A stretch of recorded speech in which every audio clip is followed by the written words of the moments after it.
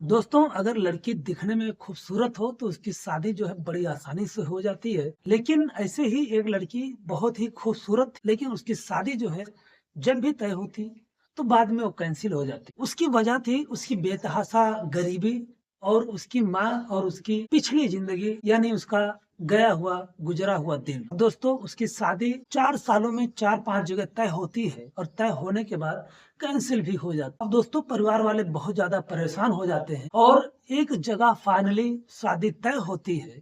तय होने के बाद में ऐसा लगता है कि अब ये शादी हो ही जाएगी। लेकिन दोस्तों, जब नजदीक समय आ जाता है तो इस शादी में उन शादियों से सबसे बुरा हश्र होता है जिसकी वो कभी कल्पना भी नहीं किए थे। वैसा कुछ होता है दोस्तों।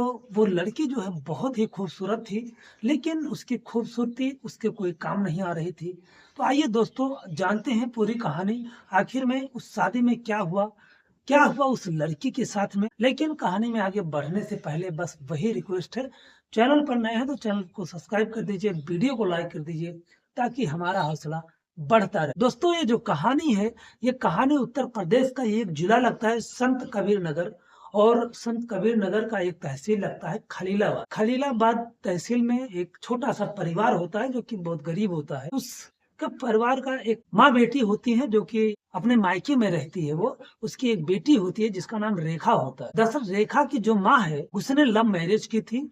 लव मैरिज करने के बाद उसे एक बेटी ने जन्म लिया और उसके बाद 2 साल बाद ही उस जो उसका पति होता है उसने उसको छोड़ दिया। अब वो अपने मायके आ जाती है। मायके आने के बाद दोस्तों, एक जगह फिर वो शादी करती है। साल 1.5 साल फिर वो शादी चलती है। उसके बाद फिर वो शादी टूट जाती है। फिर एक जगह शादी करती है, फिर टूट जाती है। 3 करती है, 4 शादी करती है, तो 4 शादी कर लेती है। और इस बीच में जो रेखा होती है वो 10 साल की हो जाती है। लगभग जब 10 साल की होती है तब वो स्कूल जाना स्टार्ट करती है। लेकिन बढ़ती हुई जो उम्र थी उसकी, वो उसे तंग कर रही थी। वो ज्यादा कुछ पढ़ लिख नहीं पाती है, 7वीं 8वीं क्लास तक ही पढ़ पाती है। अब दोस्तों, जो उसकी माँ होती है, 4 शादी करने के बाद वो एकदम जब थक हार जाती है तो वो अपना इरादा छोड़ देती है और अपने मायके में ही अपने माँ बाप के साथ रहने लगती है। अब दोस्तों, इधर जो रेखा थी, 7वीं 8वीं क्लास पढ़ने के बाद वो शादी करने के लायक हो जाती है। फिर घर वाले, जो उसके माँ थी, जो उसके नाना नानी थे, वो उसकी शादी ढूंढने लगते हैं। अब दोस्तों, शादी जो है वो कहीं फिक्स होती तो 10-15 दिनों बाद वहां से संदेशा आ जाता कि हम शादी नहीं कर सकते। दरअसल दोस्तों, जो उसके पड़ोसी लोग होते हैं वो वहां पर उनको भड़का देते हैं कि जिस लड़की की आप लोग शादी कर रहे हैं उसकी माँ ने 3-4 शादियां कर रखी हैं, और जब उसका वैसा आचरण था तो लड़की का कैसा रहेगा। इसलिए जो भी होते थे शादी तय करने वाले, वो भड़क जाते थे और शादी कैंसिल कर देते। 4-5 सालों में लगभग 4-5 जगह से शादी कैंसिल हो जाती है। इसके लिए जो रेखा थी वो एकदम हताश हो जाती है, निराश हो जाती है। अपने आप को कोसने लगती है कि मैं ही अपने नाना नानी के ऊपर बोझ बनी हूँ, अपनी माँ के ऊपर बोझ बनी हूँ। लेकिन दोस्तों, जो उसकी माँ थी वो उसका जिम्मेदारी खुद सोचती थी, मैं इसकी जिम्मेदार हूँ। अगर मैंने 4 शादी नहीं करी होती तो आज मेरी बेटी का जो जिंदगी है वो ऐसे नहीं होता। फिलहाल दोस्तों, एक जगह वो लोग फिर रिश्ता देखते हैं। रिश्ता देखने के बाद वो जो लड़का था वो भी अच्छा था, रेखा को तुरंत पसंद कर लेता है। शादी तय हो जाती है। काफी दूर के रिश्तेदार होते हैं, तो ये सुख सभा की बात नहीं थी कि पड़ोसी लोग वहां पहुंच पाएंगे। लड़का जो है वो पैसे अच्छा खासा कमाता था। वो एक मोबाइल खरीद करके रेखा को दे देता है। दोनों मीठी मीठी बातें करने लगते हैं एक दूसरे से। लेकिन जब शादी नजदीक आने लगती है, जब टेंट वगैरह जो भी शादी का सामान होता है बुक हो जाता है, उसके बाद एक दिन वहां से क्या होता है कि लड़के का जो फोन है वो स्विच ऑफ हो जाता है। अब जब लड़के का फोन स्विच ऑफ हो जाता है, फोन नहीं खुलता, और उसके दूसरे तीसरे दिन लड़के वालों के यहाँ से संदेशा आता है कि भाई साहब, हम शादी नहीं कर सकते हैं। अब दोस्तों, जो इस रेखा थी इस बार एकदम टूट गई।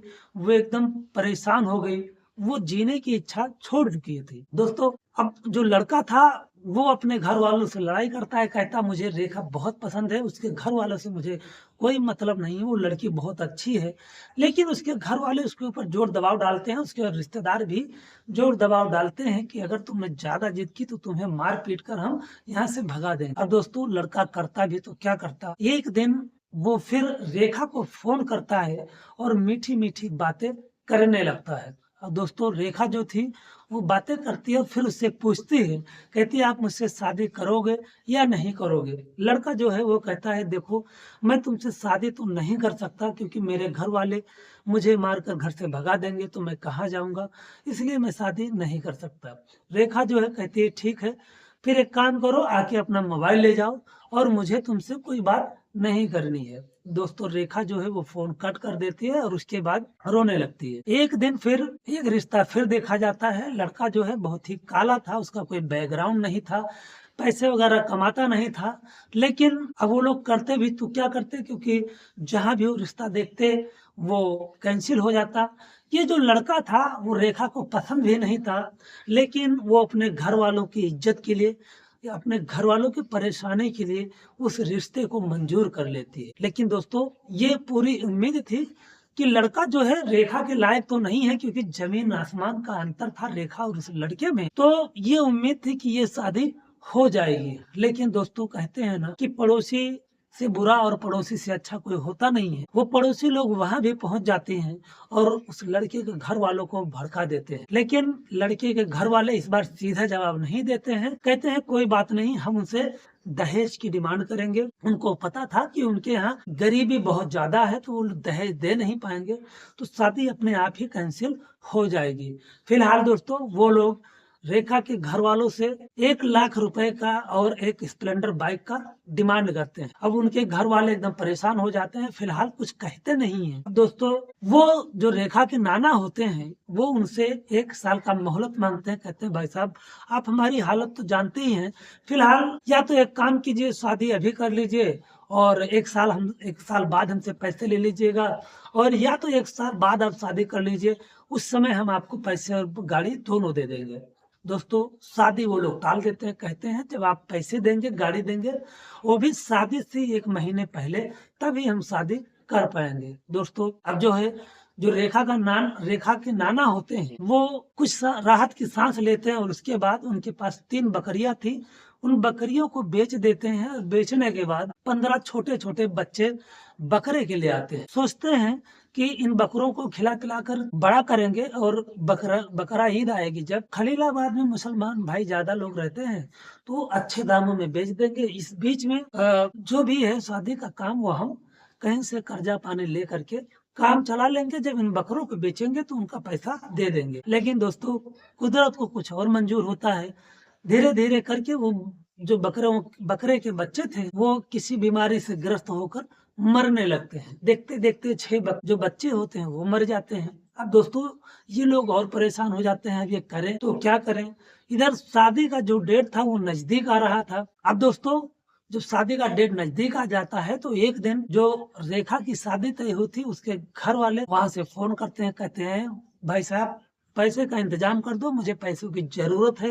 वैसे भी शादी भी नज़दीक आ रही है। अब ये लोग एकदम परेशान हो जाते हैं कि करें तो क्या करें? इस बीच में 3 बकरे और इधर-उधर हो जाते हैं, मर जाते हैं। अब दोस्तों ये लोग और परेशान हो जाते हैं। तभी जब शादी का डेट नज़दीक आ जाता है, इसी बीच में जो रेखा का ननिहाल होता है, वहाँ से 5-6 किलोमीटर दूर पर एक घर में शादी होती है। एक लड़का होता है, जिसका नाम सुरेश होता है। उसकी बहन की शादी होती है। जिस दिन उसकी बहन की शादी होती है, उसी दिन सुबह उस बाराती के घर वालों से फ़ोन आता है। कहते हैं भाई साहब खाने में नॉन-वेज में क्या बनवा रहे हो? तो कहते हैं भाई साहब आप लोग जो कहें वो बनवा दें। तो कहते हैं भाई साहब हमारे बाराती कह रहे हैं कि बकरे का जो नॉन-वेज है वो बनवाइए, वो हम लोग खाएँगे। अब दोस्तों जो वो सुरेश होता कहता है भाई साहब हमने तो चिकन का इंतज़ाम किया था।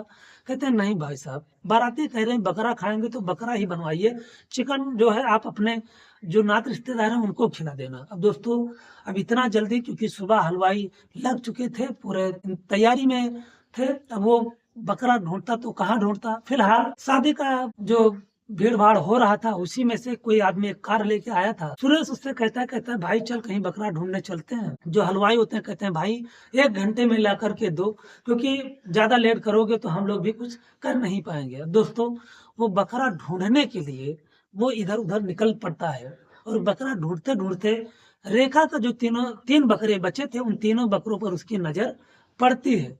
दोस्तों, वो गाड़ी रोकता है और आकर पूछता है कि ये बकरे किसके हैं। तो रेखा जो है वो घर पर अकेली थे, उसके जो नाना नानी थे, जो उसकी माँ थी, वो कहीं गए हुए थे। वो बाहर निकलती है, कहती है मेरे बकरे हैं, क्यों क्या हुआ? वो कहता है कुछ नहीं, इन बकरों की मुझे जरूरत थी। आज मेरी बहन की शादी है, जो बाराती लोग हैं वो बकरे के मीट का डिमांड कर बैठे हैं, वो भी अचानक। मैंने चिकन का व्यवस्था किया था, लेकिन अब वो बकरे का डिमांड कर रहे हैं, तो हम करें तो क्या करें? क्या ये बकरा मुझे दे सकती हो?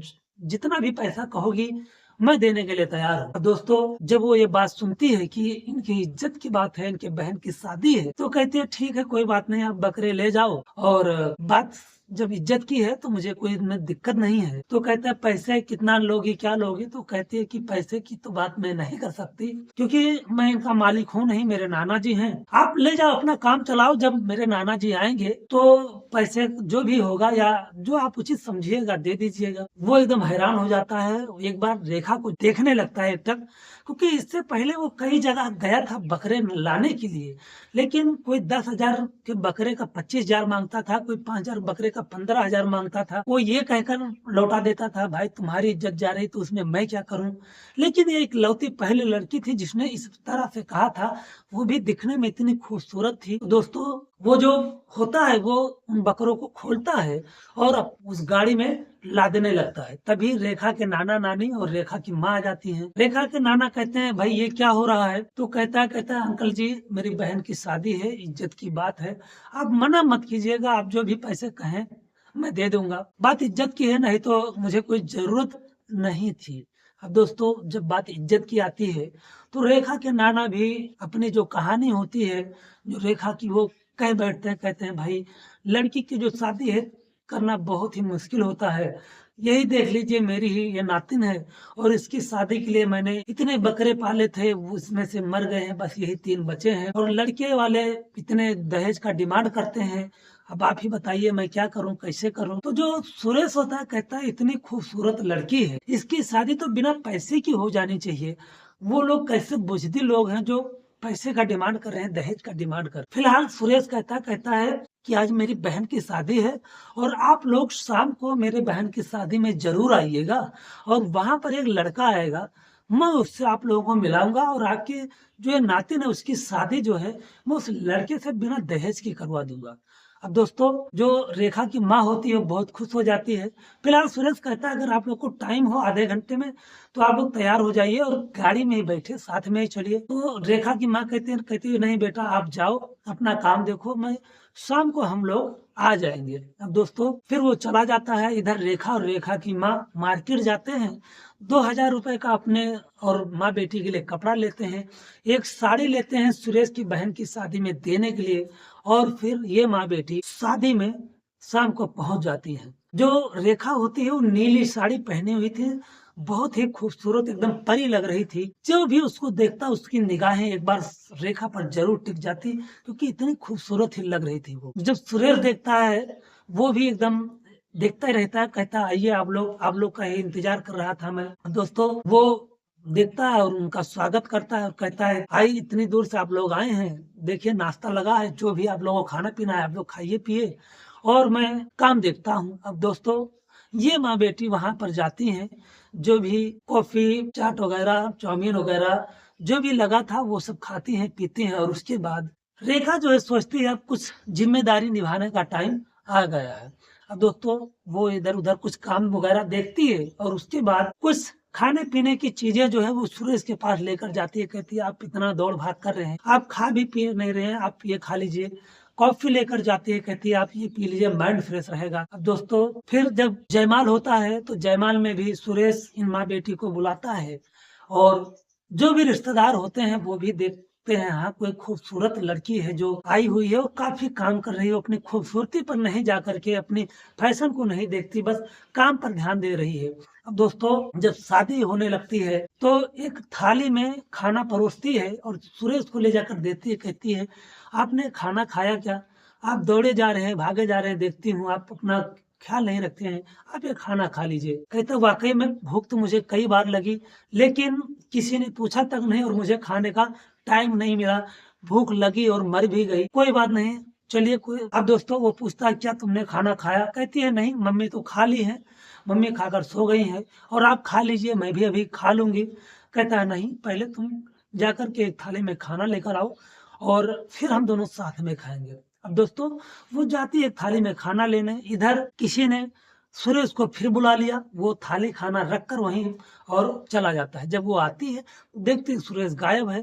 अब वो वहीं पर बैठ जाती है और उसका इंतजार करने लगती है। देखते देखते 1 घंटे बीत जाते हैं। सुरेश 1 घंटे बाद वहां पर आता है, कहता है ये लो देख ही लिया तुमने कि शादी में कितना काम होता है, क्या होता है, और खाना खाने का तक का टाइम नहीं मिलता है। दोस्तों ये दोनों वहां पर खाना खाते हैं और सुबह होती है। सुबह होने के बाद जो रेखा होती है वो नहा लेती है, नहा करके सूट पहन लेती है और उसके बाद उधर जो उसकी बहन थी उसकी विदाई हो जाती है। बारात भी जब विदा हो जाती है तब सुरेश राहत की सांस लेता है और रेखा भी राहत की सांस लेती है और फिर ये लोग एक जगह बैठते हैं और उसके बाद नाते रिश्तेदार जो भी है कहते हैं कि जहाँ पर लड़कियां आती हैं अपने फैशन में चूर रहती हैं, वहां पर यह लड़की एक अनजान लड़की आकर के इतनी जिम्मेदारी निभाई। सुरेश भी रेखा की माँ का और रेखा का धन्यवाद करता है कि आंटी जी आप लोगों ने इतना मेहनत किया और इतना मेरी हेल्प की, अगर आप लोग नहीं होते तो मैं कुछ ज्यादा ही परेशान हो जाता। दोस्तों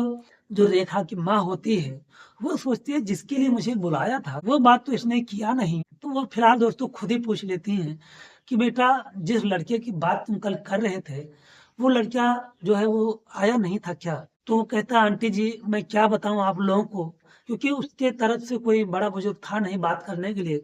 उसके जो माता पिता थे वो काफी बुजुर्ग थे, बात करने की स्थिति में थे नहीं। और जो सुरेश होता है मुंबई में रहकर काम करता था, कारपेंटर का, बहुत ही ठेका लेता था, काफी पैसे कमाता था, पैसे की कोई कमी नहीं, तो सारी जिम्मेदारी सुरेश के ऊपर ही थी। वो कहता आंटी जी मैं बताऊं तो क्या बताऊं, जिस लड़की की बात कर रहा था वो मैं ही हूँ, मैं अपने ही बात कर रहा था और अगर आपको ऐतराज ना हो तो क्या मैं रेखा से शादी कर सकता हूँ? अब जो रेखा की माँ है वो एकदम हैरान हो जाती है, कितना अच्छा खासा लड़का पैसे कमा रहा है, वो रेखा से शादी करने की बात कर रहा है।